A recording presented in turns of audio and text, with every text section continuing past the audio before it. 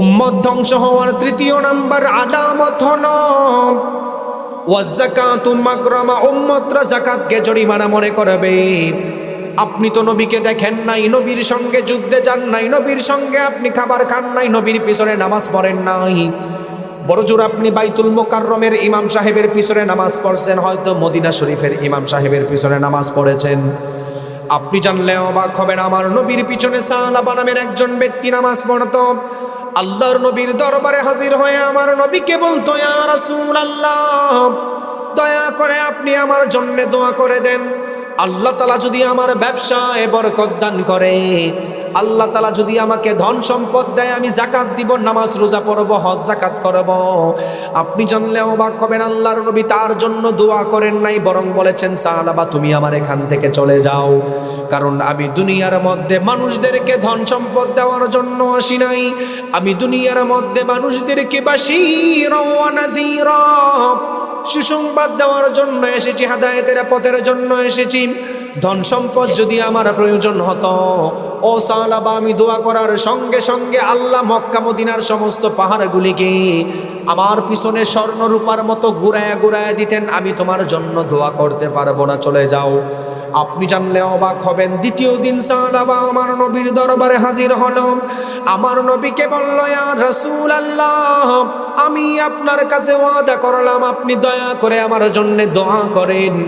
আল্লাহ যদি আমাকে ধন সম্পদ দেয়, যাকাত দিব। আল্লাহর নবী দ্বিতীয় দিনও তাকে ফিরাইয়া নিলেন। তৃতীয় দিন আল্লাহর নবীর কাছে যখন আসলেন, রাহমাতুল লিল আলামিন, নবী দোয়া করলেন, গো আল্লাহ, আপনি সাহাবার ব্যবসার মধ্যে বরকত দেন।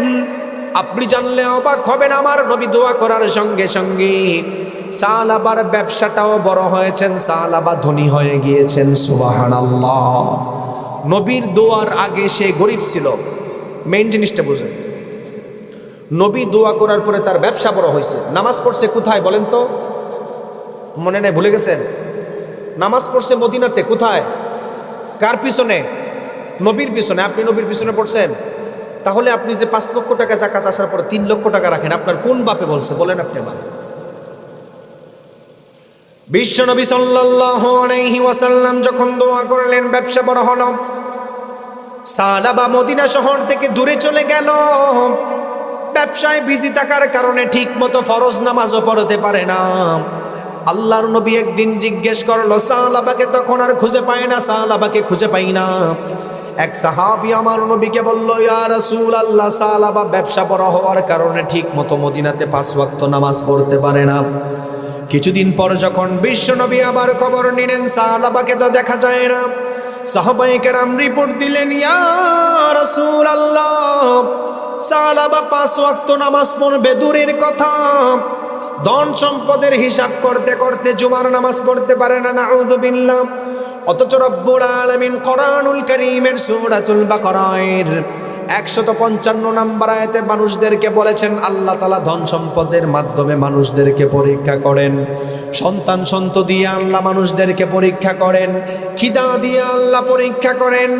রব্বুল আলামিন সূরাতুল বাকারার মধ্যে মানুষদেরকে জানালো, ওয়ালা নাবলুওয়ান্নাকুম বিশাইইম মিনাল খাউফি ওয়াল জু'i ওয়া নাকসিম মিনাল আমওয়ালি ওয়াল الأنفس والثمرات وبشر الصابرين الله أكبر আল্লাহ রাব্বুল আলামিন এই আয়াতের মধ্যে জানানো, ধন সম্পদের মাধ্যমে আমি আল্লাহ মানুষদেরকে পরীক্ষা করি। যেই ধন সম্পদ হওয়ার কারণে আপনাকে মসজিদমুখী করে, সেই ধন সম্পদ আপনার জন্য আল্লাহর থেকে রহমত। আর যেই ধন সম্পদ মসজিদ থেকে মানুষদেরকে দূরে নেয়, সেই ধন সম্পদ হলো আপনার জন্য গজব। আপনি জানলে অবাক হবেন, আল্লাহর নবী কষ্ট পেলেন। এমন সময় আয়াত নাজিল হলেন, ওগো আল্লাহর নবী, যারা মুসলমান রয়েছে তাদের থেকে যাকাত নেন। আমার নবী সঙ্গে সঙ্গে যাকাতের লিস্ট করা শুরু করলেন। সুবহানাল্লাহ। ভাই ভিতরের সাউন্ডটা হালকা একটু বাড়ান, হালকা। তো যে কথা বলতেছিলাম, নবী যখন আয়াত নাজিল হয়েছে, নবী কিসের লিস্ট করতেছেন বলেন? যাকাতের লিস্ট। আচ্ছা বলেন তো দেখি, নবীর দোয়ার কারণে সাহাবার ব্যবসা বড় হয়েছে, সাহাবা যাকাত দিবে না? নবীর পিছনে সে নামাজ পড়ছিল। আপনার কোয়ালিটি প্লাস কোয়ান্টিটি। আচ্ছা একটু চাইপাশে বসেন, যারা দাঁড়ায় আছেন একটু সুন্দর করে বসেন, একটু আগায় বসেন। গুরুত্বপূর্ণ আলোচনা হবে, খুব সংক্ষেপে কিন্তু ইনফরমেশন আলোচনা হবে। আপনারা বসেন, একটু সামনে আসেন, একটু সবাই সামনে আসেন। তো আচ্ছা সবাই বলেন তো দেখি, আমেরিকা যেই আল্লাহ আগুনে জ্বালাইছেন, বাংলাদেশে আগুন দিতে পারে কি পারে না? আপনি বলবেন হুজুর খসফান ও মাসখান, মানুষদের চেহারা বিকৃত হবে। একটা উদাহরণ দেন। গত 2 বছর আগে ইউনাইটেড স্টেট অফ আমেরিকার বিখ্যাত পপ তারকা $10 লাখ ইউজ করে তার চেহারাকে মানুষের চেহারা থেকে বিড়ালের চেহারা বানাইছে। নাউজুবিল্লাহ পড়বেন না? তাহলে বোঝা গেল মানুষের চেহারা বিকৃত করবেন আল্লাহ, ঠিক আছে, কিন্তু দুঃখজনক বিষয় হচ্ছে মানুষই এখন মানুষ থাকতে চায় না, দিন দিন জানোয়ার বনে যাচ্ছে, ঠিক কিনা বলেন?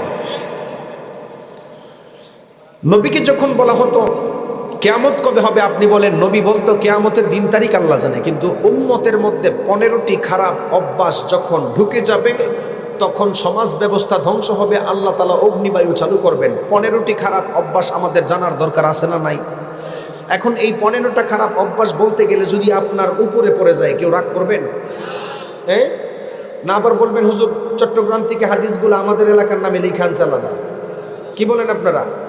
1450 বছর আগে নবী যেই কথা বলে গিয়েছেন, বর্তমান উম্মতরা সেই কাজের মধ্যে লিপ্ত আছেন। শুধু ধারাবাহিকতা থাকলে বুঝতে পারবেন। আল্লাহ রাব্বুল আলামিন কোরআন নাজিল করার মাধ্যমে দুনিয়ার মানুষদেরকে জানালেন, এই কোরআন নাজিল করার মাধ্যমে আল্লাহ সমস্ত কিছুর সমাধান দিয়েছেন। এই কোরআন নাজিল করার মাধ্যমে রাষ্ট্র কেমন ভাবে চালাবেন আল্লাহ কোরআনের মধ্যে বর্ণনা করেছেন। সমাজ ব্যবস্থা কেমন ভাবে চালাবেন আল্লাহ কোরআনের মধ্যে বর্ণনা করেছেন। আপনার পারিবারিক জিন্দেগি আপনি কেমন ভাবে চালাবেন আল্লাহ বললেন। কিয়ামত হওয়ার আগে কিয়ামতের বিভীষিকা সম্পর্কে আল্লাহ তাআলা কোরআনের মধ্যে বর্ণনা করেছেন। বিশ্বনবী সাল্লাল্লাহু আলাইহি ওয়াসাল্লামকে যখন প্রশ্ন করা হলো, ইয়া রাসূলুল্লাহ কিয়ামত কবে হবে আপনি আমাদেরকে জানায়া দেন। আল্লাহর নবী বললেন, ও মানুষেরা শুনে নাও, কিয়ামত কবে হবে একমাত্র আল্লাহ জানে।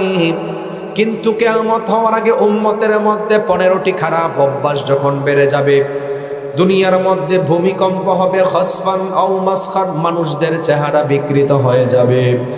বিশ্বনবী সাল্লাল্লাহু আলাইহি ওয়াসাল্লাম বললেন, ইযা ফাআলাত উম্মতি 15 খসলাতান হাল্লা বিহাল বালা। উম্মতের মধ্যে যখন 15টি খারাপ অভ্যাস বেড়ে যাবে, উম্মত ধ্বংস হবে।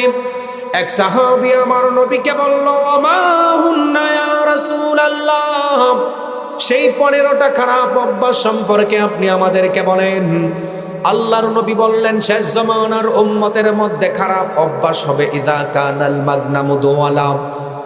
রাষ্ট্রের ধন সম্পদগুলিকে এলাকার নেতাগুলি বাপ দাদার ধন সম্পদ মনে করে খরচ করবেন, বিদেশে পাচার করবেন, মানুষদের চিন্তা করবে না। আপনি তাকায় দেখেন আমাদের সমাজেও এরকম হয়েছে কি হয় নাই?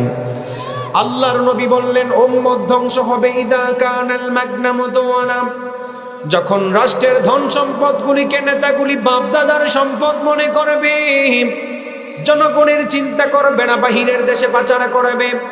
আল্লাহর নবী বললেন, উম্মত ধ্বংস হওয়ার আগে সমাজের বিচার ব্যবস্থা ধ্বংস হয়ে যাবে। সমাজের মধ্যে যারা বিচার কার্য করবেন, ধনী গরিবের পার্থক্য করবেন।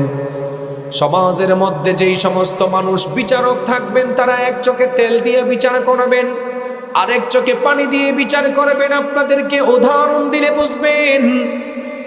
আমাদের সমাজে যেই সমস্ত নেতাগুলি রয়েছে, আন্তর্জাতিক ট্রাইব্যুনালের মধ্যেও তাকায় দেখবেন ভালো ভালো মানুষদের বিচার করতে চায় না। দুর্বল ফ্যামিলির মানুষদেরকে বিচার করার জন্য আইনের বাহানা তৈরি করে, এমন আছে না নাই? বিশ্বনবী বললেন, শেষ জামানায় বিচার ব্যবস্থা ধ্বংস হয়ে যাবে, রাষ্ট্র ব্যবস্থা মানুষগুলি বিশৃঙ্খলা শুরু করে দিবে। বিচার ব্যবস্থা কেমন ভাবে ধ্বংস হবে এলাকা দিয়ে উদাহরণ দেই।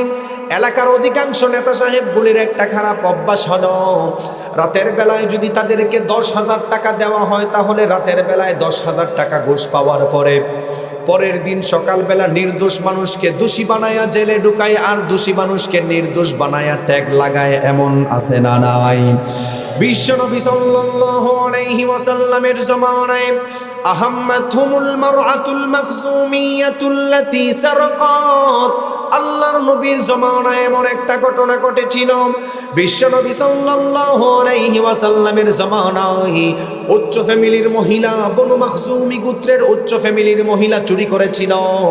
এলাকার মানুষ চিন্তা করতেছেন উচ্চ ফ্যামিলির মানুষ চুরি করেছে, মহিলা চুরি করেছে, তার যদি বিচার করা হয় তাহলে তো তার বংশের উপর দাগ লেগে যাবে। আপনি তাকায়া দেখবেন আমাদের দেশেও এমন কিছু বিচার কার্য রয়েছে, ধনী মানুষের বিচার করতে চায় না, গরিব মানুষের বিচার করতে চায়, এমন আছে না নাই? এলাকার মানুষ চিন্তা করতেছেন উচ্চ ফ্যামিলির মানুষ তো চুরি করেছে, আল্লাহর নবী এমন ইনসাফওয়ালা রাষ্ট্রনায়ক ছিলেন, আমার নবী কখন আপন পর চিনতেন না, চুরি করার কারণে আল্লাহর আইন অনুযায়ী হাত কেটে দিবে। এলাকার মানুষগুলি চিন্তা করতেছেন মাইয়ুকাল্লিমু রাসূলুল্লাহি সাল্লাল্লাহু আলাইহি ওয়াসাল্লাম, আল্লাহর নবীর কাছে কে এই ঘটনা বর্ণনা করবে? কারণ হলো আমার নবী হলো ইনসাফওয়ালা নবী, উচ্চ ফ্যামিলি চিনবে না আর গরিব ফ্যামিলি চিনবে না, নেওয়ার সঙ্গে সঙ্গে হাত কেটে দিবেন। সুবহানাল্লাহ। এলাকার মানুষগুলি তখন চিন্তা করলেন, বুখারীর বর্ণনায় এসেছে ওয়ামাইয়াজতারি আলাইহি ইল্লা উসামা ইবনে যায়েদ হিব্বু রাসূলিল্লাহ, আল্লাহর নবী উসামা ইবনে যায়েদ রাদিয়াল্লাহু তাআলা আনহুকে ভালোবাসতেন। এলাকার মানুষ চিন্তা করলো যেহেতু আল্লাহর নবী উসামাকে ভালোবাসেন, সবাই উসামার কাছে চলে যাও। উসামা ইবনে যায়েদ রাদিয়াল্লাহু তাআলা আনহুকে এলাকার মানুষ পুরো ঘটনাটা সুন্দর করে বললেন, ও উসামা নবীর কাছে যাও, নবী যেন একটু কম বিচার করে। সবাই একটু জোরে বলেন, নবী কি কম বিচার করনেওয়ালা রাষ্ট্রনায়ক নাকি? কি বলেন? 10,000 টাকা দিলে ছেড়ে দিবে? হ্যাঁ? অথচ আমাদের সমাজ ব্যবস্থার অবস্থা এরকম হয়েছে, যদি নেতারে 10,000 টাকা দেওয়া হয়, পরের দিন সকালবেলা নির্দোষ মানুষ জেলে যায় আর দোষী মানুষ সমাজের মধ্যে বুক ফুলায় হাঁটে। ঠিক কিনা বলেন? বিশ্বনবী সাল্লাল্লাহু আলাইহি ওয়াসাল্লাম বললেন, উম্মত তখন ধ্বংস হয়ে যাবে যখন বিচার ব্যবস্থা ধ্বংস হয়ে যাবে। এলাকার মানুষ যখন উসামা ইবনে যায়েদ রাদিয়াল্লাহু তাআলা আনহুর কাছে পুরো ঘটনা বর্ণনা করলেন, বুখারীর বর্ণনায় এসেছেন আল্লাহর নবীর দরবারে হাজির হয়ে উসামা ইবনে যায়েদ রাদিয়াল্লাহু তাআলা আনহু হাজির হয়ে গেল। ফাকাল্লামা রাসূলুল্লাহি সাল্লাল্লাহু আলাইহি ওয়াসাল্লাম, উসামা আল্লাহর নবীকে পুরো ঘটনা বর্ণনা করলেন। আমার নবী সঙ্গে সঙ্গে রাগান্বিত হয়ে বললেন, উসামা আতাশফাউ ফি হাদ্দিন মিন হুদুদিল্লাহ, আল্লাহর আইনের ব্যাপারে কি তুমি আমার কাছে সুপারিশ করতে আসছো নাকি? তোমার তো সাহস অনেক বড় হয়ে গিয়েছে। আপনি জানলে অবাক হবেন, বিশ্বনবী সাল্লাল্লাহু আলাইহি ওয়াসাল্লাম রাগান্বিত হয়ে গেলেন।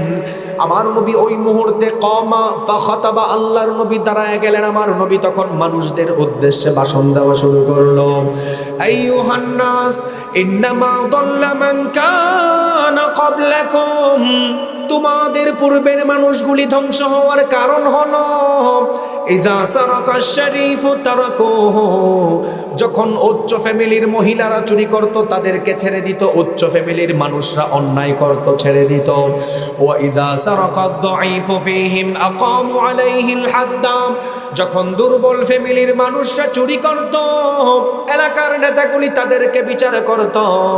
কোর্টটাই পরে দেখবেন সংসদের টাকা বাহিরে পাচার করছেন, ট্রাইব্যুনাল তাদের বিচার করতে পারে না, আলেমদেরকে ভুয়া মামলা দিয়ে জেলের মধ্যে ফাঁসিতে দেয়, এমন কার্য আমাদের সমাজে আছে না নাই? আল্লাহর নবী বললেন তখন উম্মত ধ্বংস হয়ে যাবে। আমার নবী বললেন ওয়াইমুল্লাহ, আল্লাহর কসম, আমার নবী বললেন ওয়াইমুল্লাহ, আল্লাহর কসম, লাউ আন্না ফাতিমাতা বিনতা মুহাম্মাদিন সাল্লাল্লাহু আলাইহি ওয়াসাল্লাম, ও সাহাবায়ে কেরাম দিলের কান লাগায় শুনে নাও, লাউ আন্না ফাতিমাতা বিনতা মুহাম্মাদিন সাল্লাল্লাহু আলাইহি ওয়াসাল্লাম, আমি নবীর মেয়ে ফাতেমাও যদি সারাকাত লাকাতা মুহাম্মাদুন ইয়াদাহা, আমার মেয়ে ফাতেমাও যদি চুরি করত, তোমরা যদি আমার কাছে বিচার নিয়ে আসতা, বিনা দ্বিধায় হাত কেটে দিতাম। সুবহানাল্লাহ। তাহলে বোঝা গেল সমাজের মধ্যে ভূমিকম্প আসে অসৎ নেতার কারণে। কিসের কারণে? অসৎ নেতার কারণে, খারাপ কাজের কারণে সমাজে ভূমিকম্প হয়। এরপরে আমার নবীকে বললেন, ইয়া রাসূলুল্লাহ, উম্মত ধ্বংস হওয়ার দ্বিতীয় নাম্বার আলামত কি?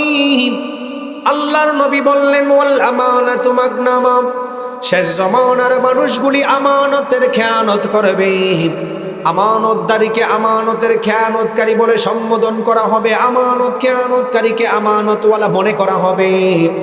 আধুনিক টেকনোলজির যুগের মধ্যেও মানুষ ফাঁদের মধ্যে পড়ে যাবে। আল্লাহর নবী 1450 বছর আগে বলেছেন, আমার নবী বললেন, সায়াতি আলান নাসি সানাওয়াতুন খাদ্দাআত, এমন একটা ধোঁকাবাজির জমানায় উম্মতরা পড়ে যাবে যেই জমানার মধ্যে ইউসাদ্দাকু ফীহাল কাযিব ওয়া ইউকাযযাবু ফীহাস সাদিক ওয়া ইউতামানু ফীহাল খায়েন ওয়া ইউখাওয়ানু ফীহাল আমিন। আল্লাহর নবী বললেন, এমন একটা ধোঁকাবাজির মধ্যে উম্মতরা পড়ে যাবে, সত্যবাদী মিথ্যাবাদী যাচাই করতে পারবে না, মিথ্যাবাদী সত্যবাদী যাচাই করতে পারবে না, ভালো মন্দ মানুষ যাচাই করতে পারবে না। আপনি তাকায় দেখেন, আমাদের সমাজের মানুষেরা সত্য মিথ্যা যাচাই করতে পারে না। জুড়ে বলেন ঠিক কিনা? সত্য মিথ্যা যাচাই করতে পারে না। আপনাদেরকে বলি, through the lens of Sunnah and modern সায়েন্সের আলোকে এই হাদিসের ব্যাখ্যা শুনেন। সায়াতি আলান নাসি সানাওয়াতুন খাদ্দাআত, এমন এক জমানায় মানুষ উপনীত হবে, ধোঁকার জমানা, সত্যবাদী মিথ্যাবাদী যাচাই হবে। উদাহরণ দেই, আমি গত সপ্তাহে ব্রাহ্মণবাড়িয়াতে গেছি, প্রোগ্রাম শেষ করার পরে আমার বাবার কবর জিয়ারতের পাশে আমি বসা, হঠাৎ করে ফোন আসছে। আপনারা হয়তো অনলাইনে দেখছেন, গাজীপুরে 13 বছর বয়সের এক মেয়ে আত্মহত্যা করছে। তার মা ফোন দিয়েছেন যে, হুজুর বিরাট বড় পাপ করছে। কি করলেন আপনি? আমার মেয়েরে আমি ভুল বুঝছিলাম, ভুল বুঝার পরে সে তো আত্মহত্যা করছে। কেন ভুল বুঝছে শোনেন ভালো করে। আমি কেন বললাম, আধুনিক বিজ্ঞানের আলোকে যদি হাদিসের ব্যাখ্যা করেন, বর্তমান টেকনোলজি হচ্ছে দুনিয়ার জন্য সবচাইতে বড় হুমকি। এই জমানার সবচাইতে বড় আন্তর্জাতিক ফেতনার নাম হচ্ছে এআই, আর্টিফিশিয়াল ইন্টেলিজেন্স। 1950 সালে Alan Turing, John McCarthy AI তৈরি করছেন। 1970 সালে এটা পানির পাওয়ার, ইন্টারনেট পাওয়ার না থাকার কারণে বন্ধ হয়ে যায়। 2011 সাল থেকে সারা পৃথিবী গ্রাস করছেন। এআই, আর্টিফিশিয়াল ইন্টেলিজেন্সের মাধ্যমে এখন এমন অধপতনে নামছে, আপনার চেহারা দিয়ে হুবহু মানুষের ভিডিও বানায়া আপনাকে মানি লন্ডারিং এর মামলা পর্যন্ত খাওয়াইতে পারে। নাউজুবিল্লাহ পড়বেন না? নবী যে বলছেন, সায়াতি আলান নাসি সানাওয়াতুন খাদ্দাআত, ধোঁকাবাজির জমানায় মানুষ পড়বে। যেই মেয়ে আত্মহত্যা করছে, ওই ছোট মেয়ে, 13 বছরের মেয়ের ভিডিও দিয়ে, চেহারা দিয়ে পর্ন ভিডিও বানাইছেন, খারাপ ভিডিও বানায় সমাজে ছাইড়া দিয়েছেন। এলাকার মানুষ তারে ভুল বুঝছে, তার মা বাবা তারে ভুল বুঝছে। ভুল বুঝার কারণে মেয়ে তো আর কাউকে বলতে পারে না, লাস্ট মুহূর্তে আত্মহত্যা করছে। দুঃখজনক বিষয় হচ্ছে, কিছুদিন পর ভিডিও ভালো করে যখন চেক করা হয়, দেখছে আসলে ভিডিওটা তো সত্যি না, এটা মোবাইল দিয়ে বানানো। নাউজুবিল্লাহ পড়বেন না? তাহলে যেই সমস্ত যুবক টিকটক করো, মা বোনরা তোমরা যারা ফেসবুকে বেশি বেশি ছবি ছাড়ো, শোনে নাও, আর 2 থেকে 3 বছর, আমি সিফাত জামিল বলে যাচ্ছে এখানে, হয়তো এখানে নাও আসতে পারে, লিখে রাখেন। এই টেকনোলজির মাধ্যমে আপনার মা বোনদেরকে প্রতিনিয়ত খারাপ খারাপ ভিডিও বানায় ব্ল্যাকমেইল করা হবে, আপনারা কিছু করতে পারবেন না। বিশ্বনবী সাল্লাল্লাহু আলাইহি ওয়াসাল্লাম বললেন, সায়াতি আলান নাসি সানাওয়াতুন খাদ্দাআত, এমন একটা জমানার মধ্যে মানুষগুলি উপনীত হয়ে যাবে, আমানত খেয়ানতদারিকে চিনতে পারবে না। আল্লাহর নবীকে যখন প্রশ্ন করা হলো, ওয়ামা হুন্না ইয়া রাসূলুল্লাহ, উম্মত ধ্বংস হওয়ার 3য় নাম্বার আলামত কি? আল্লাহর নবী বললেন, উম্মত তখন ধ্বংস হয়ে যাবে যখন ওয়াজ যাকাতু মাগরামা, মানুষ যখন যাকাতকে জরিমানা মনে করবে। আপনি বলবেন, হুজুর যাকাত তো দেওয়ার জিনিস, জরিমানা মনে করার জিনিস না। আল্লাহর নবী বললেন, শেষ জামানার উম্মতেরা যাকাত দিতে চাইবে না। আপনি তাকায় দেখেন, আপনার এলাকার যারা ধনী মানুষ রয়েছে, 5 লক্ষ 10 লক্ষ টাকা যাকাত ফরজ হয়। 5 লক্ষ টাকা যাকাত ফরজ হওয়ার পরে 3 লক্ষ টাকার শাড়ি বেটে দেয়, 2 লক্ষ টাকা ব্যাংকে রাখে।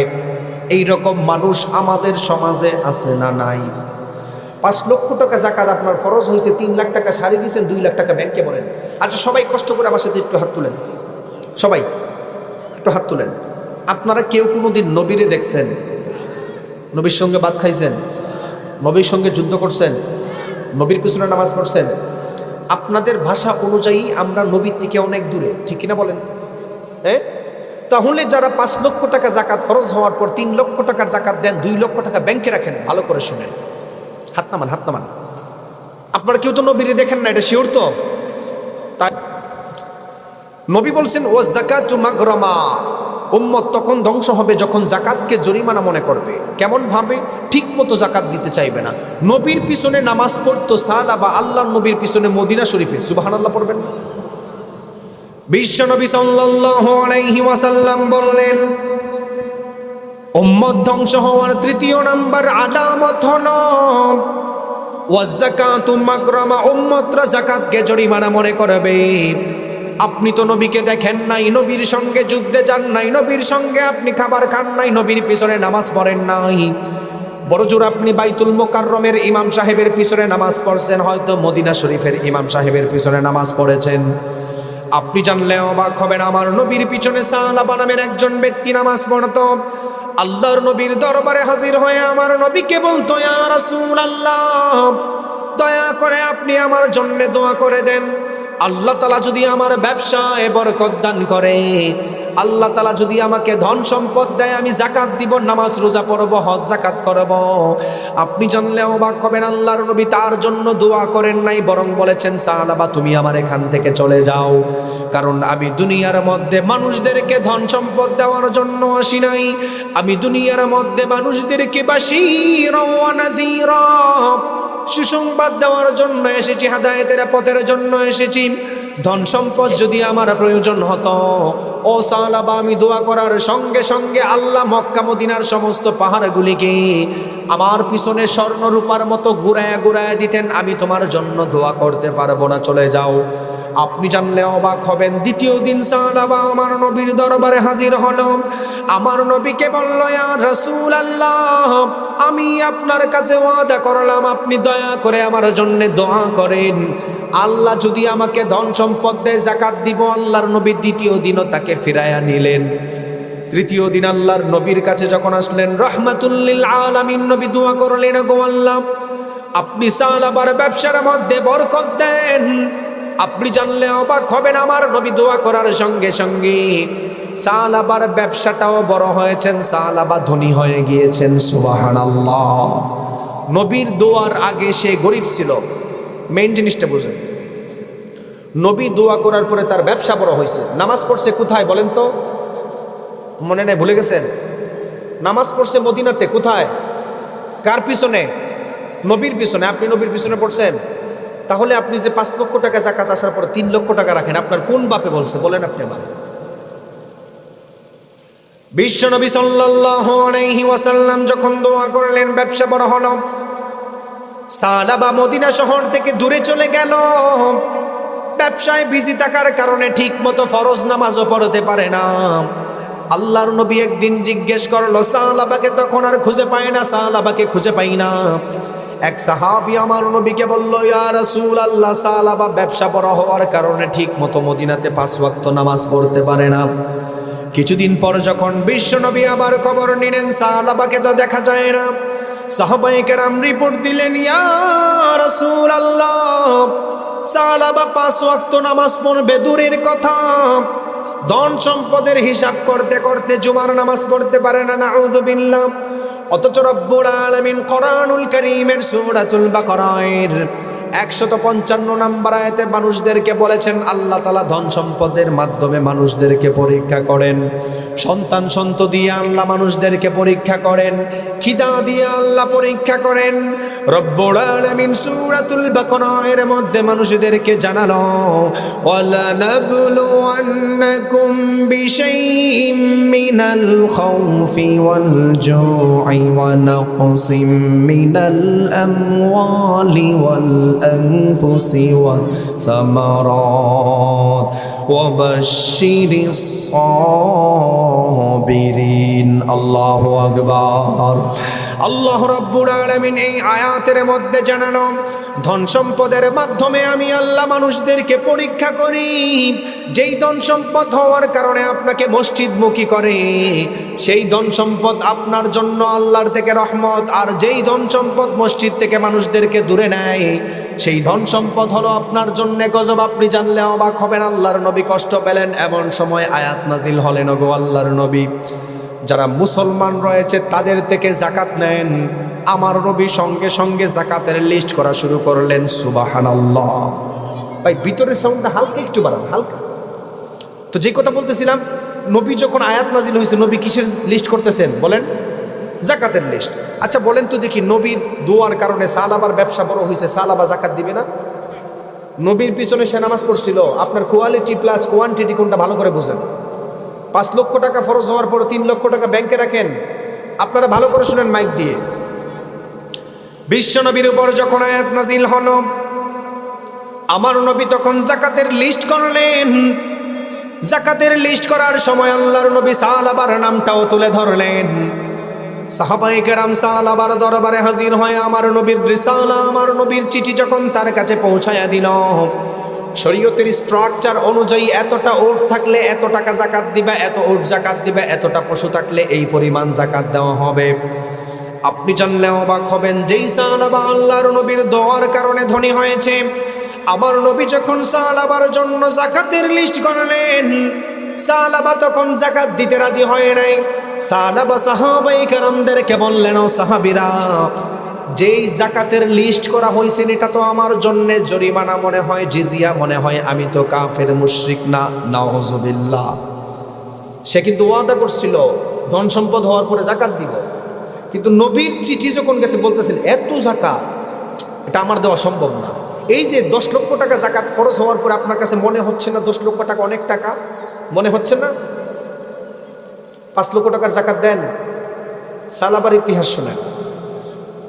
নবীর দরবারে যখন সাহাবায়ে কেরাম চলে গেল, বিশ্ব নবী বললেন, সাহাবায়ে কেরাম কে কি জাকাত দিয়েছে? সাহাবায়ে কেরাম সাহাবার পুরো ঘটনাটা বললেন। আপনি জানলে অবাক হবেন, বিশ্ব নবী সাল্লাল্লাহু আলাইহি ওয়াসাল্লাম যখন সাহাবার কথা শুনলেন, আমার নবী কষ্ট পেলেন। সাহাবা জাকাত দিতে রাজি হয় নাই, গরিমসি করেছেন। সঙ্গে সঙ্গে আল্লাহ তাআলা সূরা তাওবা এর 74-75 নম্বর আয়াত নাজিল করেন। আল্লাহ বললেন, এমন কিছু মানুষদেরকে আপনি দেখতে পারবেন যেই সমস্ত মানুষ ধন সম্পদ হওয়ার আগে ওয়াদা করবেন এবং ধন সম্পদ হওয়ার পরে আল্লাহকে বলে যাবেন, তাদের থেকে জাকাত নেওয়ার দরকার নাই। ঘটনাক্রমে ওখানে সাহাবার মামা ছিল, সাহাবার মামা সেখানে ছিল। রাতের বেলা ঘোরা দৌড়ায় সাহাবার বাড়িতে চলে গেছে। আপনাদের সবাই খারাপ লাগতেছে? একটু বসেন, কষ্ট করে, অনেক দূর থেকে আসছি তো, যতটুকু আলোচনা করা যায়। আমার আবার লম্বা পথ, কালকে আবার সেই ফরিদপুর যেতে হবে প্রোগ্রামে, অনেক লেট এখানে হয়ে গেছে, আরও আগে উঠতে পারলে ভালো হতো। তো যেটা বলতেছিলাম, সাহাবার আত্মীয় নবীর দরবার থেকে ঘোড়া নিয়ে চলে গেছে। কার কাছে গেছে? সাহাবার কাছে। যে তুমি তো নবীর কাছে ওয়াদা করছিলা ধন সম্পদ হলে তুমি জাকাত দিবা, এখন তোমার কাছে জাকাতের কথা বলা হয়েছে, তুমি জাকাতকে জরিমানা মনে করছো। আল্লাহ আয়াত নাজিল করছেন, তাড়াতাড়ি যাও নবীর কাছে গিয়ে ক্ষমা চাও, নাইলে অবস্থা খারাপ। পরের দিন সকাল বেলায় যখন সাহাবা আল্লাহর নবীর দরবারে হাজির হয়ে গেল, আমার নবী সালাম ফিরানোর পর যখন দেখলেন অনেক পশু দেখা যায়, আমার নবী বললেন, আমি তো কোনো কাফের মুশরিকদের ব্যাপারে যুদ্ধ ডাক দেই নাই। সাহাবায়ে কেরামদের আদত ছিল, সাহাবায়ে কেরাম যদি যুদ্ধ যেতেন, অন্যান্য সাহাবায়ে কেরাম কিছু পশু তাদেরকে খাবারের জন্য হাদিয়া দিতেন। আল্লাহর নবী বললেন, আমি তো যুদ্ধ ডাক দেই নাই। কে এত ধন সম্পদ নিয়ে আসছেন? আল্লাহর নবীর দরবারে সাহাবা হাজির হয়ে বলল, ইয়া রাসূলুল্লাহ, দয়া করে আপনি আমার জাকাত নেন। আচ্ছা বলেন তো দেখি, আয়াত নাজিল হওয়ার পরে সাহাবার জাকাত কি আর গ্রহণ করা হবে? আমার নবী সাহাবার জাকাত নেন নাই, সাহাবা চলে গেল। আমার নবী সাহাবার জাকাত নেন নাই, সাহাবা যখন আল্লাহর নবীর দরবার থেকে চলে গেল, কিছুদিন পর আল্লাহর নবী দুনিয়া ত্যাগ করলেন। আবু বকর রাদিয়াল্লাহু তাআলা আনহুর জামানায় সাহাবা হাজির হয়ে বলল, আবু বকর দয়া করে তুমি আমার জাকাত নাও। আপনারা সবাই জোরে একটু জবাব দেন তো, নবী যার জাকাত নেয় নাই আবু বকর রাদিয়াল্লাহু তাআলা আনহুর কি ক্ষমতা আছে নাকি? হ্যাঁ, নবী যার নিছে না আবু বকর নিবে? বলছেন, ভাই তুমি আমার কাছে চলে যাও, নবীর জীবদ্দশায় তুমি জাকাত দিতে পারো নাই, আমি তোমার জাকাত নিতে পারবো না, চলে যাও। ওমর রাদিয়াল্লাহু তাআলা আনহুর জামানায় সাহাবা যখন ধন সম্পদকে দ্বিগুণ করলেন, ধন সম্পদ দ্বিগুণ করার মাধ্যমে তিনি ওমরের কাছে চলে গেল। খলিফাতুল মুসলিমিন ওমর রাদিয়াল্লাহু তাআলা আনহুকে বললেন, খলিফা, দয়া করে আপনি আমার যাকাত নেন, আপনি জানলে অবাক হবেন। ওমর রাদিয়াল্লাহু তাআলা আনহু সেম জবাব দিয়েছেন, নবী তোমার যাকাত নেয় না, আমার বন্ধু সহচর আবু বকর তোমার যাকাত নেয় নাই, আমি ওমর তোমার যাকাত নিতে পারবো না, চলে যাও। ওসমান রাদিয়াল্লাহু তাআলা আনহুর জামানায় সাহাবা যাকাত দিতে পারেন নাই। হাদিসের মধ্যে আসছেন ওসমান রাদিয়াল্লাহু তাআলা আনহুর জামানায় সাহাবা যাকাত না দিয়ে মুনাফিক হয়ে মারা গেছেন, নাউযুবিল্লাহ। নবীর পিছনে নামাজ পড়তো, যাকাত নিয়ে ভণ্ডামি করার কারণে কি হইছে? তাহলে আপনি যে নবীরে দেখেন নাই, নবীর পিছনে খাবারও খান নাই, আপনি কোন আইনের ভিত্তিতে, আপনার কোন বাপে বলছে 5 লাখ টাকা যাকাত ফরজ হওয়ার পর 3 লাখ টাকা ব্যাংকে রাখার? আপনারা কে বলছে বলেন? ভয়ঙ্কর এক হাদিস শোনায়, বুখারীর হাদিস। নবী বলেন, উম্মতের মধ্যে কিছু কিছু উম্মত নামাজ পড়েও জাহান্নামে যাবে, উম্মতের মধ্যে কিছু কিছু উম্মত যাকাত দিয়েও জাহান্নামে যাবে, উম্মতের মধ্যে কিছু উম্মত হজ করেও জাহান্নামে যাবে। হাদিসটা একটু ভয়ঙ্কর লাগতেছে না? আপনি তাকায় দেখবেন আমাদের সমাজের অধিকাংশ মুসল্লি প্রথম কাতারের মুসল্লি, নামাজ পড়ে, রোজা রাখে, হজ করে, কিন্তু বাহিরে বের হয়ে সরাসরি সুদের সাথে লিপ্ত হয়। আছে না এরকম? বিশ্বনবী সাল্লাল্লাহু আলাইহি ওয়াসাল্লাম বললেন, আতাদরুনা মানিল মুফলিস? সাহাবায়ে কেরাম, দুনিয়া এবং আখিরাতের মধ্যে গরিব কারা? আপনি জানলে অবাক হবেন। এক সাহাবী আমার নবীকে বলল, আল মুফলিসু ফিনা মাল্লা দিরহাম লাহু ওয়ালা মাতা। ওগো আল্লাহর নবী, দুনিয়ার মধ্যে যাদের টাকা পয়সা নাই তারা হলো গরিব। আপনি জানলে অবাক হবেন, কিছু কিছু উম্মত নামাজ পড়েও জাহান্নামে যাবে, কিছু উম্মত রোজা রাখার পরেও জাহান্নামে যাবে, কিছু উম্মত হজ করার পরেও জাহান্নামে যাবে। আল্লাহর নবী বললেন, ইন্নাল মুফলিসা মিন উম্মতি মান ইয়াতি ইয়াউমাল কিয়ামাতি বিসালাতিন ওয়া যাকাতিন ওয়া সিয়ামিন। উম্মতের মধ্যে কিছু উম্মত যাকাত দিয়ে যখন জাহান্নামে যাবে, ওই উম্মতটা সবচাইতে গরিব। সাহাবায়ে কেরাম প্রশ্ন করল, ইয়া রাসূলুল্লাহ, নামাজ পড়ার পরে কিভাবে জাহান্নামে যায়? যাকাত দেওয়ার পরে তো জাহান্নামে যাওয়ার কথা নয়। আল্লাহর নবীরে প্রশ্ন করছেন, নামাজ পড়লে জাহান্নামে কেউ যায়? আল্লাহর নবী বলেন, কিছু কিছু উম্মত শেষ জমানায় ধ্বংস হওয়ার আগে তারা নামাজও করবে, সমাজে জুলুমও করবে। আছে না এরকম? বহু হাজী সাহেব এরকম আছে, হাজী টাইটেল লাগাইতে লাগাইতে পোস্টারে নামের শেষ নাই। বাংলাদেশে বিভিন্ন জায়গায় দেখি, কিন্তু পরবর্তীতে খবর নিয়ে দেখা যায় ওই হাজী সাহেব তার আপন ভাইয়ের জায়গা নিজের নামে লিখে নিয়েছে। আছে না এরকম? আচ্ছা বলেন তো দেখি, কোনো মানুষ সারা বছর এই মসজিদে 5 ওয়াক্ত নামাজ পড়বে, প্রথম কাতারে তাকবীরে উলার সঙ্গে আপন ভাইয়ের জায়গা লিখে নিছে, 21 দিন কেন জান্নাতে যাবে? বাপের ক্ষমতা আছে জান্নাতে যাওয়ার? ক্ষমতা নাই। আল্লাহ নবী বলেন, শোনো, উম্মত ধ্বংস হওয়ার 3য় নাম্বার আলামত হচ্ছে যখন যাকাতকে জরিমানা মনে করবে। তাহলে কি বুঝলেন? নবীর পিছনে আপনি নামাজ পড়েন না। আমাদের সমাজে যাকাত নিয়ে আরেকটা ভণ্ডামি বলি।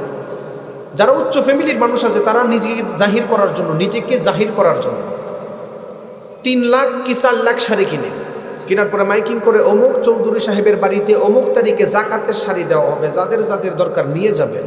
এরকম ভণ্ড কুলাঙ্গার আমাদের সমাজ আছে না নাই? ইসলামের ভাষায় এর চাইতে বড় বাটপার আর কেউ নাই, ঠিক কিনা বলেন? যাকাত দেওয়ার সিস্টেম কি? যাকাত দেওয়ার সিস্টেম অন্যকে ধনী করা। আপনার 1 লাখ টাকা যাকাত আসছে, 50 করে 2টা অটো কিনেন, কিনে 2টা ফ্যামিলিরে দেন, সে আর কোনোদিন ভিক্ষা করতে আসবে না। কিন্তু আপনি ইচ্ছা করে মুসলমানদেরকে গরিব বানাইছেন। ইংরেজরা এই উপমহাদেশে 190 বছর রাজত্ব করেছেন। কত বছর সবাই বলেন তো? সবাই তো বললেন না। 190 বছর। আপনি কেন গরিব হয়েছেন? 2টা কারণ। এক, সর্বপ্রথম আমরা ধনী ছিলাম, আমরা ইসলাম মানতাম। দ্বিতীয়ত, আমরা গরিব হয়েছি ইসলাম না মানার কারণে। উদাহরণ দিই, ইংরেজরা 190 বছর রাজত্ব করেছেন। ইংরেজরা এই দেশে আসার আগে বাংলাদেশ সহ ভারত উপমহাদেশের সাবকন্টিনেন্টাল দেশ সারা পৃথিবীতে 7 নাম্বার ধনী ছিল। কত নাম্বার? তার মানে বোঝা গেল আপনি আমি 7 নাম্বার ধনী ছিলাম। ইংরেজরা 190 বছর রাজত্ব করার পরে আমরা এমন অবস্থায় নামছি, আমরা এখন গরিবের লিস্টেও নাই, ঠিক কিনা বলেন? ইংরেজরা কার টাকা চুরি করছেন? কোনো হিন্দুদের টাকা চুরি করেন নাই, কোনো খ্রিস্টানের টাকা চুরি করেন নাই, কোনো ইহুদিদের টাকা চুরি করেন নাই। ইংরেজরা প্ল্যান করে ওই জমানার উপমহাদেশের বড় বড় মুসলিম সম্রাটের টাকা চুরি করছেন। বর্তমান বাজার ডলারে $47 ট্রিলিয়ন।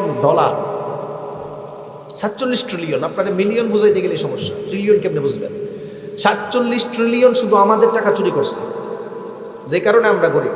ইংরেজদের কমান্ডারকে প্রশ্ন করা হয়েছিল 190 বছর তাদের উপর রাজত্ব করছিল, তারা কি কারণে এত সমৃদ্ধ হয়েছিল? তখন তারা জবাব দিয়েছিল, এই উপমহাদেশে ইসলাম চর্চাটা বেশি থাকার কারণে তারা উন্নত বেশি হয়েছে। সুবহানাল্লাহ। ইসলাম চর্চা মানে কি? নামাজ কায়েম করা। ইসলাম চর্চা মানে কি? যাকাত দেওয়া। ইসলাম চর্চা মানে কি? মানুষের টাকা থাকলে হজ করা। আপনি তাকায় দেখেন, ভারত উপমহাদেশ, এই সাবকন্টিনেন্টাল দেশ ধনী ছিল, আমরা ওই সময় মুসলিম সম্রাটরা কারো টাকা মায়েরা খায় না, যাকাত দিত সুষম বন্টনে, ঠিক কিনা বলেন? আর দুঃখজনক বিষয় হচ্ছে, ইংরেজরা যাওয়ার পরে মুসলমান আপন ভাই টাকা ফরজ, যাকাত টাকা 5 লাখ টাকা যাকাত ফরজ হয়েছে, কিন্তু আপন ভাই না খেয়ে মরে, কিন্তু যাকাত দেয় না, ঠিক কিনা বলেন? ধ্বংস তো করছি আমরা নিজেরা নিজেকে। বিশ্ব নবী সাল্লাল্লাহু আলাইহি ওয়াসাল্লামের কাছে সাহাবায়ে কেরাম প্রশ্ন করলেন, ওয়া মা হুন্না ইয়া রাসূলুল্লাহ, উম্মত ধ্বংস হওয়ার 4th নাম্বার আলামত কি?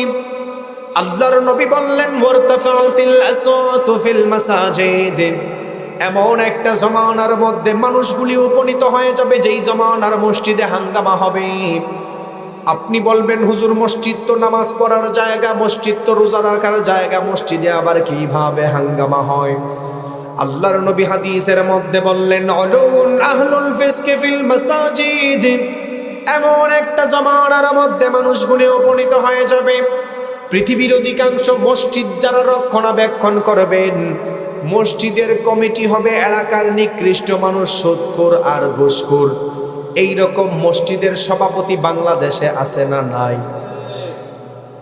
বাংলাদেশ বহু আছে। আল্লাহ নবী বলছেন, ওয়ারতাফাতিল আসওয়াতু ফিল মাসাজিদ, মসজিদে হাঙ্গামা শুরু হবে। কেন হবে? আল্লাহ নবী বলেন, যারা মসজিদ রক্ষণাবেক্ষণ করবে সে নিজেই ইমানদার হবে না, সে নিজেই বড় সুদখোর হয়। দুঃখজনক বিষয়, মসজিদ কমিটি সুদখোর ঘুষখোর হওয়ার পিছনে দায়ী কারা? আপনারা একটু বলেন তো দেখি। হ্যাঁ, নিজেরাই। সবাই তো বলে না যে নিজের উপর পড়বে। এই কারণে মসজিদ কমিটি সুদখোর ঘুষখোর হওয়ার মূল কারণ হচ্ছে আপনার মতো মানুষ, আমার মতো মানুষ, এলাকার মানুষ সব চাইতে দাবি। কেন? কোনো মানুষ আইসা 10 লাখ টাকা মসজিদে দান করছে, ওনার টাকার ইনকাম সোর্স কি মদ বেচা টাকা দিল নাকি সুদি কারবারে 10 লাখ টাকা দিল? আপনি দেখেন না, না দিয়ে টাস করে 10 লাখ দিছে, আপনি সভাপতি। এরকম হয় কি হয় না? 5 লাখ টাকা দিছে, ঘুষ খায় আসছে, রাতের বেলায় জুয়া খেলছে, জুয়া খেলে 5 লাখ টাকা পাইছে, সম্মানের দরকার, মসজিদে টাইলস, আচ্ছা ঠিক আছে 5 লাখ টাকার আমি টাইলস দিলাম, আর এই বাপরে এলাকার মানুষ ওনার সেক্রেটারি বানায় দেয়। তাহলে মসজিদ কমিটি সুদখোর ঘুষখোর হবে, নবী বলছেন, কিন্তু দোষ টাকা পাবলিক নিজের উপর নিতে চায় না। আপনি এখন নিজের উপর নিয়েন না, হাসরের মধ্যে না একজনকেও ছাড়া হবে না, মনে রাখেন, কারণ দায়িত্ব আপনাদের। মসজিদ কমিটি হতে গেলে টাকা পয়সা জরুরি না। সবাই বলেন তো দেখি, মসজিদ কমিটি হতে গেলে টাকা পয়সা জরুরি?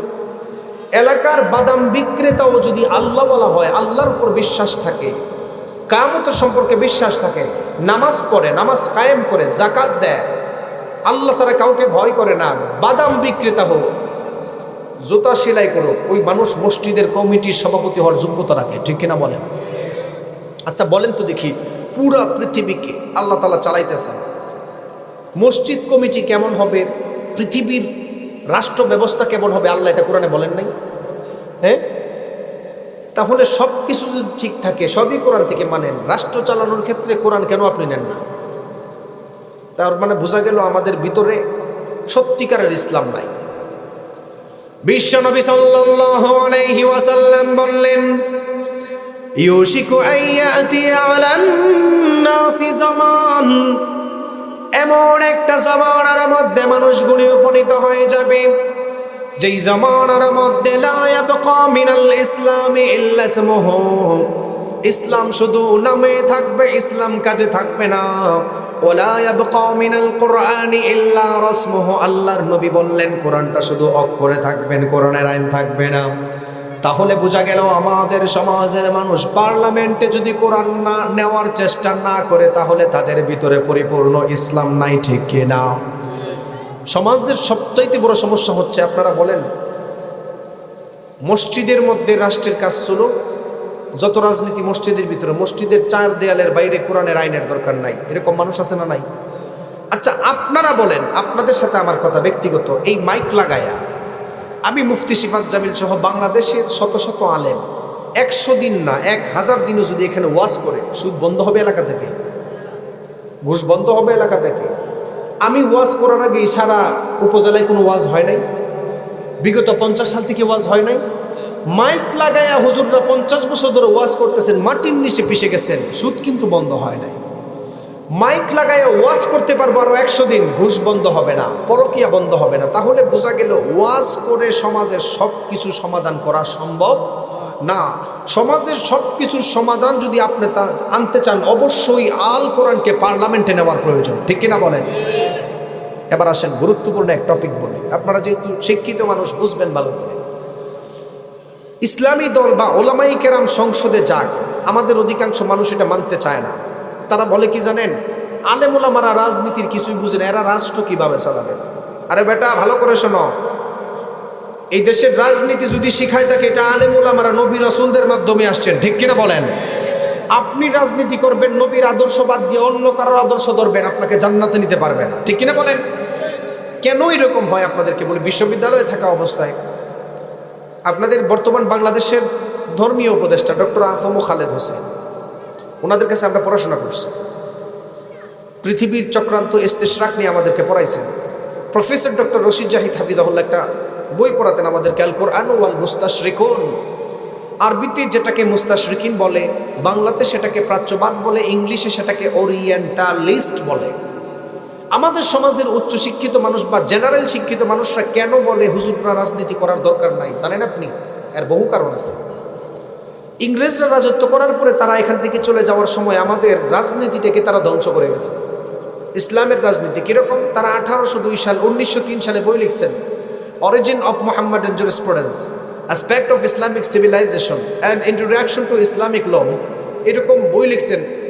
জোসেফ শেখ গোল্ডজিহেরারা বই লিখছেন, সেখানে নবীর রাজনীতি নিয়ে তারা বই লিখছেন। তারা বই লিখছেন নবী যে রাজনীতি করতেন আসলে এটা ইনসাফওয়ালা রাজনীতি ছিল না, নাউজুবিল্লাহ পড়বেন না? এবং মদিনার সনদে যেই রাষ্ট্র চলবে সেই রাষ্ট্র কখনো ব্যালেন্সে থাকবে না, নাউজুবিল্লাহ পড়বেন না? যেই কারণে আমাদের সমাজের মানুষ, উচ্চশিক্ষিত মানুষ, Oxford university, Toronto university, Boston university পড়াশোনা করে ঠিক আছে, এই উল্টাপাল্টা বই পড়ার কারণে এখন আইসা দেশে ইসলামী রাজনীতি পছন্দ করে। এরপরে আমার নবীকে যখন প্রশ্ন করা হলো, ইয়া রাসূলুল্লাহ, উম্মত ধ্বংস হওয়ার ৫ম নাম্বার আলামত কি? আল্লাহর নবী বললেন, ওয়া আতাআর রাজুলু ওয়া যাওজাতাহু ওয়া আকা উম্মাহু। ও দুনিয়ার মানুষেরা, শেষ জামানার যুবকেরা তাদের ওয়াইফের কথা শোনার পরে বৃদ্ধ মা বাবার সঙ্গে খারাপ ব্যবহার করবে। আপনি তাকায় দেখবেন আমাদের সমাজেও নতুন নতুন যুবকরা বিবাহ করার পরে ওয়াইফের কথা শোনার পরে বৃদ্ধ মা বাবার উপর অত্যাচার করে তাদেরকে বৃদ্ধাশ্রমে দিয়ে আসে, এমন কুলাঙ্গার সন্তান আছে না নাই? আল্লাহর নবী বললেন তখন উম্মত ধ্বংস হয়ে যাবে। দুঃখজনক বিষয় হলো যুবক ভাইরা বৃদ্ধ মা বাবা পাওয়ার পরে তাদেরকে রাজি খুশি করাতে পারে না। অথচ আল্লাহর নবী বললেন, মান আদরাকা আবাইহি ইনদাল কিবারি আহাদুহুমা আও কিলাহুমা ফালাম ইয়াদখুলিল জান্নাহ। বৃদ্ধ মা বাবাকে পাওয়ার পর যারা রাজি খুশি করাতে পারেন নাই, আল্লাহর নবী বললেন ফালাম ইয়াদখুলিল জান্নাহ, তারা কোশ্চিনকালেও জান্নাতে ঢুকবে না। তারপর পরে আল্লাহর নবী মানুষদেরকে বললেন, বৃদ্ধ মা বাবা যাদের বাড়িতে আছে তাদের জন্য আল্লাহর নবী গোল্ডেন অফার দিয়ে গিয়েছেন, গোল্ডেন অফার। আমার নবী বললেন, সাহাবায়ে কেরামরা শোনো, যাদের ঘর বাড়ির মধ্যে বৃদ্ধ মা বাবা আছে গো, তোমরা ভালো করে শুনে নাও, যুবকেরা ভালো করে শুনে নাও, কেউ যদি তার বৃদ্ধ মা বাবার দিকে একবার নেক নজরে তাকায়, আল্লাহর নবী বললেন ওই বান্দার আমল নামায় একটা কবুল হজের সওয়াব আল্লাহ বান্দার আমল নামায় লিখে দেয়। সুবহানাল্লাহ। এক সাহাবী প্রশ্ন করলো, ইয়া রাসূলুল্লাহ, মা বাবার দিকে যদি আমরা একবার নেক নজরে তাকাই, তাহলে কোন উম্মত যদি তার মা বাবার দিকে প্রতিদিন 100 বার নেক নজরে তাকায়, কয়টা কবুল হজের সওয়াব হবে? আল্লাহর নবী বললেন, ও সাহাবায়ে কেরাম, উম্মতের মধ্যে যেই সমস্ত উম্মতগুলি তার বৃদ্ধ মা বাবার দিকে প্রতিদিন 100 বার যদি নেক নজরে তাকায়, 100টা কবুল হজের সওয়াব আল্লাহ বান্দার আমল নামায় লিখে দিবে। সুবহানাল্লাহ। সাহাবী প্রশ্ন করল, ইয়া রাসূলুল্লাহ, কবুল হজের ফজিলত কি? কবুল হজের ফজিলত কি শুনেন। একবার তাকাইছেন বৃদ্ধ বাবার দিকে, একটা কবুল হজের সওয়াব। 100 বার তাকালেন, 100 বার সওয়াব। তাহলে বোঝা গেল হজ তো আপনার ঘরের ভিতরে আছে, ঠিক কিনা বলেন? কিন্তু দুঃখজনক বিষয় হচ্ছে এখনের মানুষ মা বাবারে ঠিক মতো একবেলা গরুর গোশত খাওয়ায় না, বাবার দরবারে নিয়ে যায় সব, ঠিক কিনা বলেন? মা বাবারে না খাওয়ায় অন্য কাউরে খাওয়াইলে কোনো কাজ হবে? কবুল হজের ফজিলত কি? কোনো মানুষ যদি বান্দার হক মারা ব্যতীত, শিরিক ব্যতীত হজ করছেন আর আল্লাহ তাআলা হজটা কবুল করছেন, তার ফজিলত কি? ওই মানুষটার গুনাহ আল্লাহ এমনভাবে মাফ করে যেন আজকে নবজাতক শিশু হিসাবে জন্ম নিয়েছে। সুবহানাল্লাহ বলবেন। আপনার ভিতরে যদি শিরিক না থাকে, আপনার ভিতরে যদি মা বাবার ভক্তি থাকে, আপনার ভিতরে যদি মানুষের হক মারার সিস্টেম না থাকে, অর্থাৎ একজন পাক্কা মুমিন, প্রতিদিন 100 বার তাকাইছেন, প্রতিদিন আপনার নবজাতক শিশু জন্ম নিলে যে এইরকম গুনাহ মাফ হবে, খালেস হবে, প্রতিদিন এইরকম নিষ্পাপ থাকার ব্যবস্থাও এই উম্মতের জন্য করা হয়েছে। সুবহানাল্লাহ বলবেন। তাহলে মা বাবার খেদমতের দরকার আছে না নাই? দুঃখজনক বিষয় হচ্ছে এই যুবকরা এমন এক নেশার মধ্যে পড়ে গেছেন, অনলাইন নেশা। তাদের ভিতরে নতুন টেন্ডেন্সি চলছে, তারা বিবাহ করার পরে তারা এখন কাপল ব্লগ বানায়। আছে না না এরকম? মুরব্বীরা বুঝতেছে না, যুবকরা ঠিকই ভালো করে জানে। তারা কি করে জানেন? বিবাহ করার পরে মা বাবার সঙ্গে তো তাকেই না, বিয়ে করার পরে ফেসবুকে পেজ খুলে তার ওয়াইফ ঘরে কি রান্না করতেছেন এটা ভিডিও বানায়, তার ওয়াইফ কেমনে হেঁটে যায় এটা ভিডিও বানায়, আমার ওয়াইফ তরকারিতে আজকে লবণ দেয় নাই, খাবারটা এরকম হয়েছে, এগুলো দিয়ে একটা ভিডিও বানায় সারে। বউ ব্যবসা করে ইহুদি খ্রিস্টানদের ডলার ইনকাম করে তারা কিছু টাকা পায়, আর যুবকরা পড়ছেন ইন্টারনেটের পিছনে, মা বাবার খেদমতের খবর নাই, ঠিক কিনা বলেন? তারা এখন অনলাইনের নেশা পড়ছেন, অনলাইনের নেশা। ইনকাম তো সহজ হয়ে গেছে, ফেসবুক পেজ খুলে ইউটিউবে ব্লগ করে তাদের কিছু ডলার দেয়, এগুলো দিয়ে তারা চলে মনে করে দুনিয়া সফলতা অর্জন হয়েছে। আচ্ছা বলেন তো দেখি সবাই, in terms of wealth and money, টাকা পয়সা কি দুনিয়া সফলতা অর্জনের মানদণ্ড? হ্যাঁ, ইন টার্মস অফ পাওয়ার, রাজনৈতিক পাওয়ার আছে আপনার কাছে, সফলতা অর্জন করেন নাই। সফলতা অর্জন বান্দা তখন করবে যখন আল্লাহর জাহান্নাম থেকে বেঁচে জান্নাতে ঢুকতে পারে। সুবহানাল্লাহ বলবেন না? এরপরে আমার নবী বললেন, সাহাবায়ে কেরাম শোনো, উম্মত ধ্বংস হওয়ার অন্যতম একটা বিশেষ আলামত হলো শেষ জামানার মানুষগুলির মধ্যে উকরিমার রাজুলু মাখাফাতা শাররিহি, দুষ্ট প্রকৃতির মানুষগুলি সমাজের মধ্যে বেড়ে যাবে। আপনি বলবেন, ও হুজুর দুষ্ট প্রকৃতির মানুষ কেমন? সমাজে কিছু উচ্চ ফ্যামিলির মানুষের প্রভাব এত থাকবে, তাদেরকে যদি রাস্তায় দেখার পর সালাম না দেন, ধরে নিয়ে উল্টাপাল্টা খারাপ ব্যবহার করে, মানে জোর করে সম্মান ছিনিয়ে নেওয়ার চেষ্টা করে, এরকম মানুষ আছে না নাই? আরো জোরে বলেন। এরপরে আল্লাহ নবী বলতেছেন, এই কাহিনী যখন ঘটবে, খসফান আও মাসখান, মানুষদের চেহারা বিকৃত হবে, মানুষ জানোয়ার বনে যাবে। আপনাদেরকে একটা ইতিহাস শোনাই, কন্ট্রিবিউটার্স গুগলে সার্চ করবেন, সেখানে প্রতি বছর মানুষদেরকে নিয়ে, সারা পৃথিবীর প্রাণীদেরকে নিয়ে গবেষণা করা হয়। গত 2 বছর আগে সারা পৃথিবীর সবচাইতে হিংস্র প্রাণী ছিল মশা। সবাই একটু বলেন তো কি?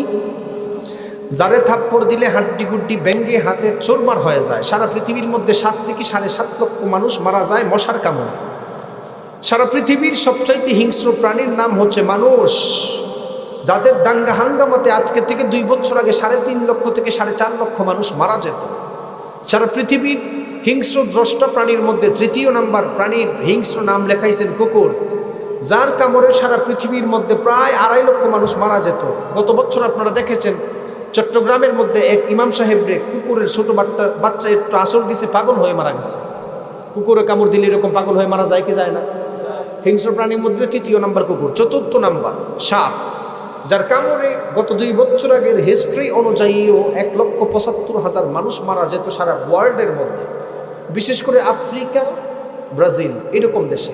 আপনাদের এলাকায় কিছুদিন আগে রাসেল ভাইপারের ধাপ্পা উঠছিল কিনা? আল্লাহর এই রাসেল ভাইপার, এর কারণে মানুষ এখন এশার নামাজই যাইতেছে তো না। মানুষরে বুঝাইছে আপনারা সাপে কামড় দিলে সব শেষ। তাহলে সারা পৃথিবীর হিংস্র প্রাণীর মধ্যে নাম লেখাইছেন মশা। দুঃখ নাই, এই 2025 সালের লিস্টে দেখলাম সারা পৃথিবীর হিংস্র প্রাণী মশা টশা সব বাদ দিয়া মানুষ সবার আগে চলে গেছে। নাউজুবিল্লাহ বলবেন না? তাদের দাঙ্গা হাঙ্গামার কারণে সারা পৃথিবীতে প্রায় 8 লক্ষ মানুষ মারা যায় প্রতি বছর। তো মানুষ তো জানোয়ার বনছে, অটোমেটিক মানুষ জানোয়ার হয়ে যাচ্ছে। আপনি চিন্তা করতেছেন তাফসীর প্রোগ্রামের ফায়দা কি, মসজিদ মাদ্রাসায় দান করলে ফায়দা কি? হুজুররা আপনাদেরকে ওয়াজ করে না অল্প আমলে নাজাতের জরিয়া হয়? আমলে নাজাতের জরিয়ার আধুনিক ব্যাখ্যা হচ্ছে, আমরা সবাই ধরে নিলাম আমাদের জিন্দেগি দুনিয়া থেকে মৃত্যু পর্যন্ত অ্যাভারেজ জিন্দেগি হচ্ছে 60 বছর। কত বছর? আরো জোরে ধরে নিলাম। কেউ তো 70 বছরও আছে, 80 বছর আছে। ধরে নিলাম কত বছর? অল্প আমলে নাজাতের জরিয়া এর আধুনিক ব্যাখ্যা হচ্ছে, দুনিয়া থেকে মৃত্যু পর্যন্ত যদি অ্যাভারেজ জিন্দেগি 60 বছর হয়, দুনিয়া থেকে মৃত্যু পর্যন্ত কোনো মানুষ যদি একটা কাজ প্রত্যেক দিন 1 ঘন্টা করে কন্টিনিউ করে, তাহলে তার জিন্দেগির 60 বছর জিন্দেগি থেকে 2.5 বছর চলে যায়। কত বছর চলে যায়? এই হিসাব অনুযায়ী, আধুনিক মেডিকেল সায়েন্সের দাবি অনুযায়ী, কোনো মানুষ যদি সুস্থ থাকতে চায়, দুনিয়া থেকে মৃত্যু পর্যন্ত ন্যূনতম 8 ঘন্টা ঘুমানোর প্রয়োজন। এই হিসাব অনুযায়ী কোনো মানুষ যদি দুনিয়া থেকে মৃত্যু পর্যন্ত প্রত্যেক দিন 8 ঘন্টা কন্টিনিউ 60 বছর ঘুমায়, তাহলে তার জিন্দেগি থেকে ঘুমের কারণে 20 বছর চলে গেল। কত বছর গেল? কোনো মানুষ দুনিয়াতে চলাফেরা করার জন্য, পেটকে চালানোর জন্য, ফ্যামিলিকে চালানোর জন্য সর্বনিম্ন 6 ঘন্টা কাজ করার প্রয়োজন। দুনিয়া থেকে মৃত্যু পর্যন্ত কেউ কাজ করে না, কিন্তু হিসাব মিলানোর জন্য ধরে নিলাম দুনিয়া থেকে মৃত্যু পর্যন্ত কন্টিনিউ প্রতিদিন 6 ঘন্টা করে কাজ করে। 6 ঘন্টা কাজ করার কারণে আমাদের হিসাব অনুযায়ী ওই মানুষটার জিন্দেগি থেকে আরও 15 বছর কাজে চলে গেল। 20 বছর ঘুমে নাই, 15 বছর কাজে নাই। কত বছর গেল? 35 বছর। কোনো মানুষ দুনিয়া থেকে মৃত্যু পর্যন্ত যদি প্রত্যেক দিন খাবারের পিছনে 3 বেলা খাবার, হাত ধোয়া, হাত মোছা, এগুলোর পিছনে 2 ঘন্টা ব্যয় করে, দুনিয়া থেকে মৃত্যু পর্যন্ত 2 ঘন্টা খাবারের পিছনে ব্যয় করার কারণে ওই মানুষটার জিন্দেগি থেকে আরও 5 বছর নাই। 35 আর 5-এ কত গেল? কোনো মানুষ যদি দুনিয়া থেকে মৃত্যু পর্যন্ত 60 বছর জিন্দেগিতে অজু, ইস্তেঞ্জা, টয়লেট করার জন্য আরও 2 ঘন্টা ব্যয় করে, টোটালি ধরে নিলাম ব্যয় করে, তাহলে 60 বছর জিন্দেগিতে 2 বছর ব্যয় হওয়ার কারণে আরও 5 বছর নাই। কত বছর গেল? 45 বছর। দুঃখজনক বিষয় হচ্ছে, আপনি আমি বাঙালি জাতি, আমার অলস জাতি, 1 কাপ চা খেতে গেলেই 3 ঘন্টা আমরা মিশাইয়া দিই। সুযোগ পেলেই আমরা 24 ঘন্টার মধ্যে 5 ঘন্টা মানুষের গীবত করি। কপাল পোড়া জাতি আমরা। এই হিসাব অনুযায়ী বোঝা যায় ঘুমের মধ্যে 20 বছর নাই, কাজের মধ্যে 15 বছর নাই, খাবারের মধ্যে 5 বছর নাই, টয়লেটের মধ্যে 5 বছর নাই, গীবতের মধ্যে 5 বছর নাই, 50 বছর বৃথা চলে গেল।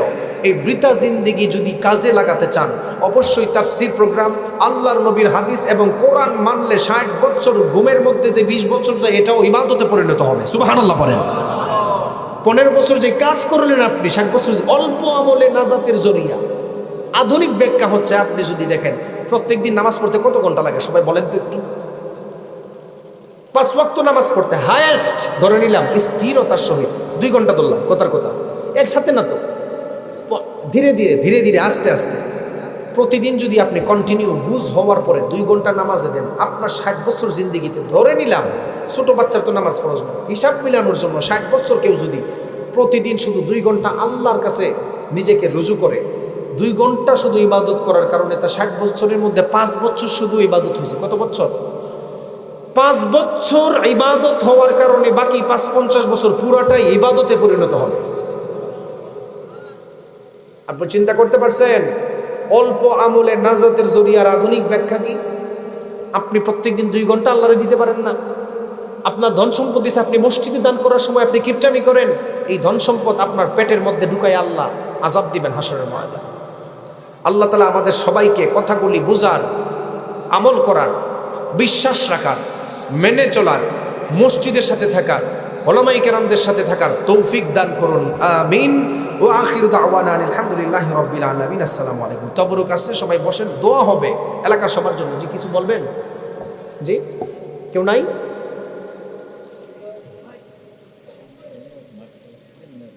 আচ্ছা তাহলে রুমাল দেন। আচ্ছা ঠিক আছে।